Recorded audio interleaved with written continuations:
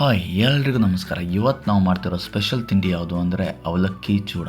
ಕ್ರಿಸ್ಪಿಯಾಗಿರುತ್ತೆ, ಸಖತ್ ಟೇಸ್ಟಿಯಾಗಿರುತ್ತೆ.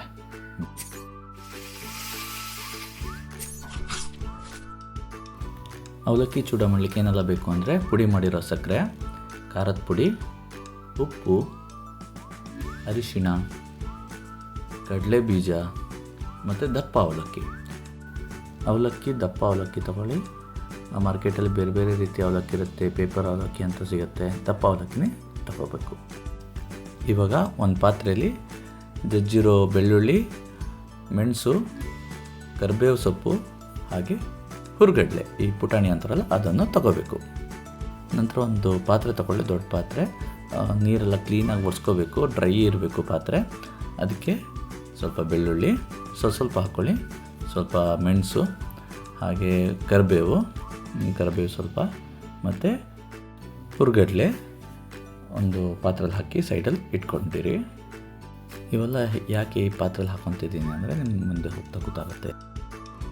ಇವಾಗ ಒಂದು ಕಡೆಯಲ್ಲಿ ಎಣ್ಣೆನ ಬಿಸಿ ಮಾಡಲಿಕ್ಕೆ ಇಡಬೇಕು. ಒಂದೆರಡು ಅವಲಕ್ಕಿ ಕಾಳು ಹಾಕಿ ನೋಡಿ, ಎಣ್ಣೆ ಕುದ್ದಿದ್ರೆ ಅದು ಬೇಗ ಮೇಲೆ ಬಂದುಬಿಡುತ್ತೆ. ಸೊ ಕುದ್ದಿದೆ ಇಲ್ಲಿ. ಫಸ್ಟು ಕಡಲೆ ಬೀಜನ ಎಣ್ಣೆಯಲ್ಲಿ ಬೇಯಿಸ್ಕೋಬೇಕು. ಫುಲ್ ಕ್ರಿಸ್ಪಿ ಆಗೋ ತನಕ ಎಣ್ಣೆಲೆ ಬಿಟ್ಟಿರಿ. ಹುರಿದಿರೋ ಕಡಲೆ ಬೀಜನ ನಾವು ಅವಾಗ ತೊಗೊಂಡಿದ್ವಲ್ಲ ಆ ಪಾತ್ರೆಗೆ ಹಾಕಬೇಕು.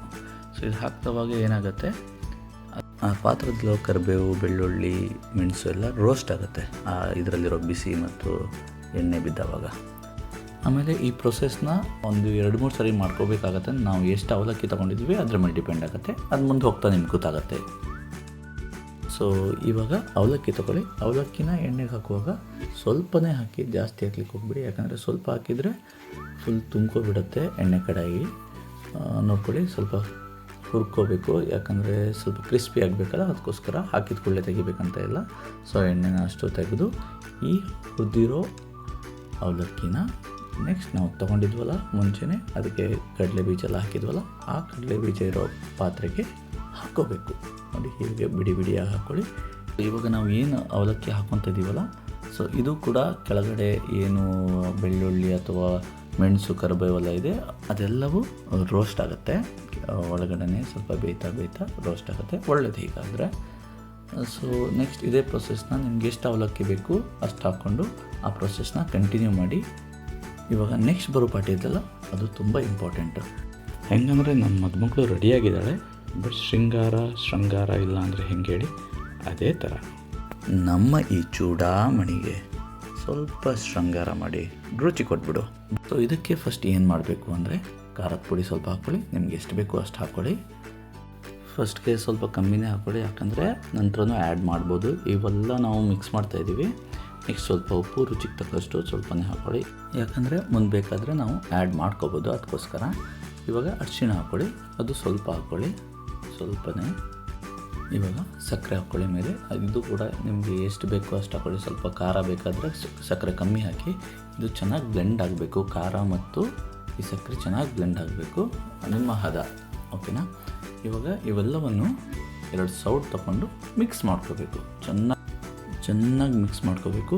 ಸೊ ನಿಮ್ಗೇನಾದರೂ ಕಮ್ಮಿ ಅನಿಸಿದ್ರೆ ಇವಾಗ ನಿಮ್ಗೆ ಏನು ಬೇಕೋ ಅದನ್ನು ಆ್ಯಡ್ ಮಾಡ್ಬೋದು. ಸ್ವಲ್ಪ ರುಚಿ ನೋಡಬೇಕು. ಇವಾಗ ಇದು ಕಲರಲ್ಲಿ ಗೊತ್ತಾಗುತ್ತೆ, ಸ್ವಲ್ಪ ಖಾರ ಕಮ್ಮಿ ಆಗಿದೆ ಅನಿಸ್ತಾ ಇದೆ.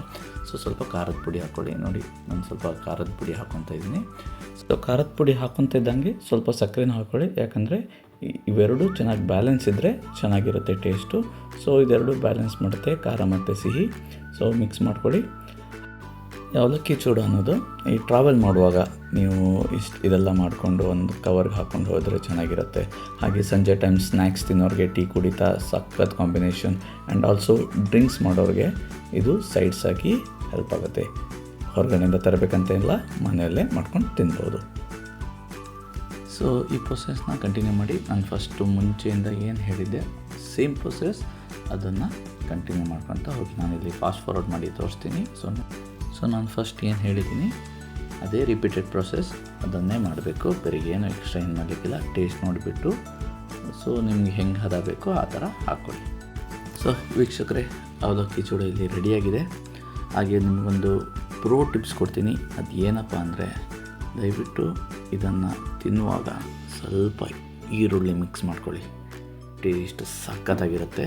ಶೇವ್ ಗೊತ್ತಲ್ಲ, ಶೇವನ್ನು ಮಿಕ್ಸ್ ಮಾಡಿಕೊಂಡ್ರು ತುಂಬ ಒಳ್ಳೆಯದು. ಓಕೆ ವೀಕ್ಷಕರೇ, ನಿಮಗೇನಾದರೂ ಡೌಟ್ ಇದ್ದರೆ ದಯವಿಟ್ಟು ನನಗೆ ಕಮೆಂಟ್ ಮಾಡಿ ತಿಳಿಸಿ.